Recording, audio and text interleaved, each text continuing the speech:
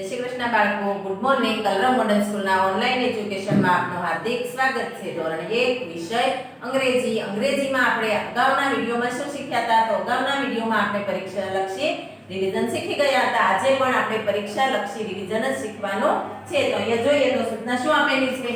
નીચે આપેલા દરેક મૂળાક્ષરની પહેલાનો મૂળાક્ષર લખો. પહેલાનો મૂળાક્ષર એટલે કે આપણે આગળનો મૂળાક્ષર લખવાનો છે. અહીંયા આપણે શું આપેલું છે? B for બોલ આપેલો છે. તો અહીંયા શું આવશે? A for એપલ આપણે અહીંયા લખવાનો છે. C for કેટ લખવાનો નથી. આગળ માંગ્યો છે A અને P લખેલો છે.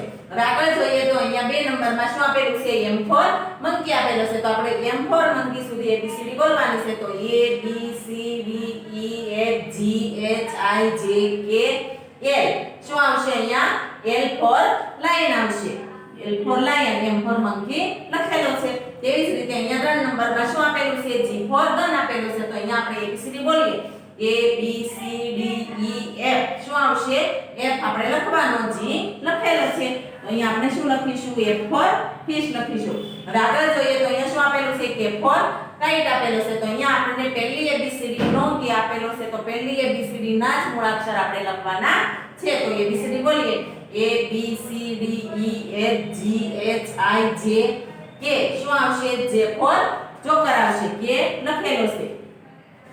હવે આગળ જોઈએ તો અહીંયા શું આપેલું છે? S for sun આપેલો છે. આગળનો મૂળાક્ષર લખવાનો છે. તો A B C D E F G H I J K L M N O P Q R શું આવશે? R for rabbit. S for sun લખેલો છે.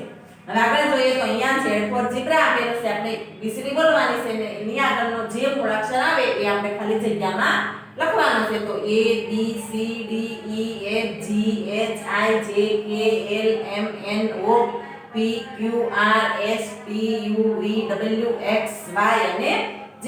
તો અહીંયા આપણે શું લખીશું? Y for yak લખીશું. આ રીતે. હવે આગળ જોઈએ તો અહીંયા શું આપેલું છે? C for cat આપેલું છે. તો ABCD બોલવાની છે. A B C અહીંયા શું આવશે? B for બોલ આવશે. B for બોલ લખવાનું છે. C for cat લખેલો છે. હવે આગળ જોઈએ તો અહીંયા શું આપેલું છે? R for rabbit આપેલું છે. તો આપણે આગળનો અક્ષર લખવાનો છે. ABCD બોલીને લખવાનો છે. તો A B C D E F G H I J K L M N O P Q શું આવશે? Q for queen આવશે. R for rabbit લખેલો છે. હવે આગળ જોઈએ તો અહીંયા શું આપેલું છે? T for tiger આપેલું છે. આપણે આગળનો મૂળાક્ષર લખવાનો છે. તો A B C D E F G S I J K L M N O P Q R S શું આવશે? S for sun. T for tiger લખેલું છે. U for umbrella અહીંયા લખવાનો નથી. હવે આગળ જોઈએ તો અહીં Q for queen આપેલો છે. આપણે આગળનો મૂળાક્ષર લખવાનો છે. તો A B C D E F G S I J K L M N O P Q અહીંયા શું આવશે? P for parrot આવશે. Q for queen લખેલો છે. હવે આગળ જોઈએ તો અહીંયા શું આપેલું છે? F for fish લખેલો છે. આપણે આગળનો મૂળાક્ષર લખવાનો છે. તો ABCD બોલીએ તો A B C D E F. તો અહીંયા શું આવશે? E for elephant આવશે. F for fish લખેલો છે. હવે આગળ જોઈએ તો અહીંયા N for next આપેલો છે. તો ABCD બોલવાનું છે. A B C D E F G H I J K L M M for monkey આવશે. N for next લખેલો છે. તો અહીંયા શું લખીશું આપણે? M for monkey લખીશું. હવે આગળ જોઈએ તો અહીંયા J for jog આપેલું છે. તો આપણે અહીંયા આગળનો મૂળાક્ષર લખીશું. ABCD બોલીને. તો A B C D E F G H I J અહીંયા શું આવશે? I for ice cream. J for joker લખેલું છે. આગળ જોઈએ તો અહીંયા શું આપેલું છે? U for umbrella આપેલું છે. આપણે ABCD બોલવાની છે. A B C D E F G H I J K L M N O P Q R S T U T for tiger આવશે. U for umbrella લખેલું છે. તો અહીંયા આપણે શું કર્યું બાળકો? પહેલી ABCD ના મૂળાક્ષર આપેલા હતા તેની આગળનો મૂળાક્ષર લખતા આપણે શીખી ગયા. તમારે પણ પરીક્ષામાં આ રીતે પૂછાય તો આગળ આપણે મૂળાક્ષર કયો આપેલો છે એ જોવાનો છે. પહેલીનો આપેલો હોય તો પહેલીનો લખવાનો, બીજીનો આપેલો હોય તો બીજીનો મૂળાક્ષર લખવાનો. આપણે પહેલા મૂળાક્ષર જોવાના છે. હવે આપણે આગળની સૂચના વાંચીએ. નીચે આપેલા દરેક મૂળાક્ષરની પછીનો મૂળાક્ષર લખો. અહીંયા આપણને પછીના મૂળાક્ષર લખવાના કીધેલા છે. તો અહીંયા આપણને શું આપેલું છે? બીજી ABCD ના બધા જ મૂળાક્ષરો આપેલા છે. તો અહીંયા આપણે પાછળ બીજી ABCD નો મૂળાક્ષર લખવાનો છે, પહેલીનો લખવાનો નથી. તો અહીંયા આપણે શું આપેલું છે? F for fish લખેલું છે. તો આપણે ABCD બોલવાની, F for fish સુધી ABCD બોલવાની અને પછીનો મૂળાક્ષર જે આવે તે આપણે ખાલી જગ્યામાં લખવાનો છે. તો A B C D E F G. અહીંયા F લખેલો છે તો શું આવશે? G for gun આવશે. હવે આગળ જોઈએ તો અહીંયા શું આપેલું છે? W આપેલું છે. તો A B C D E F G H I J K L M N O P Q R S T U V W અને X. અહીંયા આપણે બીજી ABCD નો X લખવાનો છે, નાનો લખવાનો છે. હવે આગળ જોઈએ તો અહીંયા આપણને શું આપેલું છે? P for parrot આપેલો છે. પણ કઈ ABCD નો છે? બીજી નો છે. તો A B C D E F G H I J K L M N O P અને Q for queen લખવાનું છે. બીજી ABCD no Q for queen લખવાનો છે, પહેલીનો લખવાનો નથી. આગળ જોઈએ તો અહીંયા શું આપેલું છે? B for ball આપેલો છે. D for dog આપેલો નથી. આને શું કહેવાય? B for ball કહેવાય. તો A B C. B પછી શું આવે? C for cat આવે. તો અહીંયા આપણે શું લખીશું? C for cat લખીશું. અહીંયા શું આપેલું છે? O for orange આપેલું છે. એની પછીનો મૂળાક્ષર આપણે લખવાનો છે. તો A B C D E F G H I J K L M N O. પછી શું આવશે? P for parrot આવશે. પછી આગળ જોઈએ તો અહીંયા શું આપેલું છે? E for elephant આપેલું છે. તો આપણે ABCD બોલવાનું છે. A B C D E F. E લખેલો છે તો અહીંયા આપણે શું લખીશું? F for fish લખીશું. આ રીતે. હવે આગળ અહીંયા શું આપેલું છે? S for sun આપેલું છે. તો A B C D E F G H I J K L M N O P Q R S અને શું આવશે? T for tiger. પણ બીજી ABCD નો T લખવાનો છે. અહીંયા શું આપેલું છે? H for house લખેલું છે. તો આપણે ABCD બોલવાનું છે. A B C D E F G H. H લખેલો છે પછી શું આવશે? I for ice cream. પણ બીજી ABCD નો I લખવાનો છે. અહીંયા શું આપેલું છે? K for kite આપેલું છે. તો A B C D E F G H I J K. K for kite લખેલું છે. એની પછી શું આવશે? L for lion આવશે. પણ બીજી ABCD નો L લખવાનો છે.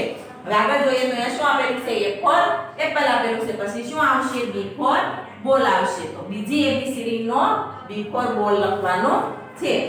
હવે આગળ જોઈએ તો અહીંયા શું આપેલું છે? I for ice cream આપેલું છે. તો આપણે આગળનો એની પછીનો મૂળાક્ષર લખવાનો છે. તો A B C D E F G H I J. J for joker. આ રીતે લખવાનું. હવે અહીંયા શું આપેલું છે? N for nest આપેલું છે. તો A B C D E F G H I J K L M N O. અહીંયા શું આવશે? O for orange આવશે. આગળ જોઈએ તો અહીંયા શું આપેલું છે? R for rabbit આપેલું છે. બીજી ABCD no R for rabbit છે. તો આપણે ABCD બોલવાની છે અને પછીનો મૂળાક્ષર જે આવે તે લખવાનો છે. તો A B C D E F G H I J K L M N O P Q R અને પછી શું આવશે? S for sun. આગળ જોઈએ તો અહીંયા Q for queen આપેલું છે. તો અહીંયા આપણે ABCD બોલવાની છે Q for queen સુધી અને પછીનો મૂળાક્ષર આપણે લખવાનો છે. તો A B C D E F G H I J K L M N O P Q અને R આવશે. શું આવશે? R for rabbit. બીજી ABCD નો R લખવાનો છે, પહેલીનો લખવાનો નથી. હવે આપણે આગળની સૂચના વાંચીએ. નીચે આપેલા સ્પેલિંગ અને ઉચ્ચાર વાંચી તેના અર્થ લખો. અહીંયા આપણે શું આપેલું છે? સ્પેલિંગ આપેલા છે. વચ્ચે આપણે શું આપેલું છે? તેમના ઉચ્ચાર આપેલા છે. આપણે અર્થ લખવાનો છે. અહીંયા આપણને એક ઉદાહરણ આપેલું છે. ઉદાહરણ વાંચીએ તો COT. કોટ એટલે શું થાય? ખાટલો. શું થાય? ખાટલો. તેવી જ રીતે આપણે આ બધા સ્પેલિંગ વાંચવાના છે અને તેમનો અર્થ લખવાનો છે. તો અહીંયા આપણે શું આપેલું છે? Spelling TAG. ટેગ. ટેગ એટલે શું થાય? આપણે ચોપડીમાં સ્પેલિંગ શીખ્યા ત્યારે આપેલા એના બધા આપેલા હતા ને. તો ટેગ એટલે શું થાય? લેબલ. શું થાય? લેબલ. તો આ રીતે આપણે લેબલ લખવાનું છે. TAG. ટેગ એટલે લેબલ થાય.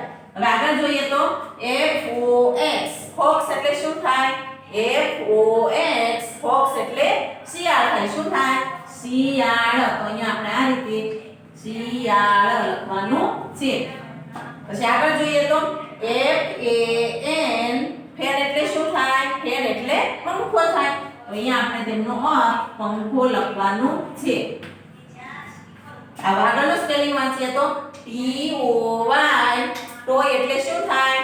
TOY ટોય એટલે રમકડું થાય. શું થાય? રમકડું. તો અહીંયા લખીશું રમકડું. હવે આગળ જોઈએ તો CAT કેટ એટલે શું થાય? બિલાડી. શું થાય? બિલાડી. તો અહીંયા આપણે બિલાડી લખવાનું છે. બિલાડી. હવે આગળ જોઈએ તો MAP મેપ એટલે શું થાય? નકશો. MAP મેપ એટલે નકશો થાય. શું થાય? નકશો. તો આપણે આ રીતે પરીક્ષામાં પણ તમારે અર્થ લખવાનો આવશે. કેવો આવશે? મોઢે જ લખવાનો આવશે કે બધા સ્પેલિંગ પાકા કરવાના છે અને લખવાના છે. TOP ટોપ એટલે શું થાય? ભમરડો. ભમરડો. ભમેડો લખવાનું નથી. ભમેડો લખેલું છે તો ખોટું પડશે. ભમરડો લખવાનું છે. છોકરા બધા શું કરે છે? ભમેડો લખે. ભમેડો બોલે એવું લખે. ખોટું પડશે. ભમેડો જેનું લખેલું હશે તેનું ખોટું પડશે એટલે ભમરડો લખવાનું છે. હવે આગળ જોઈએ તો POD પોડ એટલે શું થાય? સિંગ. શું થાય? સિંગ. POD પોડ એટલે સિંગ. તો આ રીતે આપણે સ્પેલિંગ અને ઉચ્ચાર વાંચી તેમનો અર્થ લખતા શીખવાનો છે. તમારે પણ તમારે ઘરકામની નોટમાં બધા સ્પેલિંગ ચોપડીમાં જેટલા આપેલા છે તે બધા સ્પેલિંગની પ્રેક્ટિસ કરવાની છે. તો આજનું આપણું હોમવર્ક હું તમને જે ફોટો મોકલાવું તે તમારે ઘરકામની નોટમાં એકવાર લખીને પાકું કરવાનું છે. આગળનું હવે આપણે આગળના વિડીયોમાં જોઈશું. જય શ્રી કૃષ્ણ બાળકો.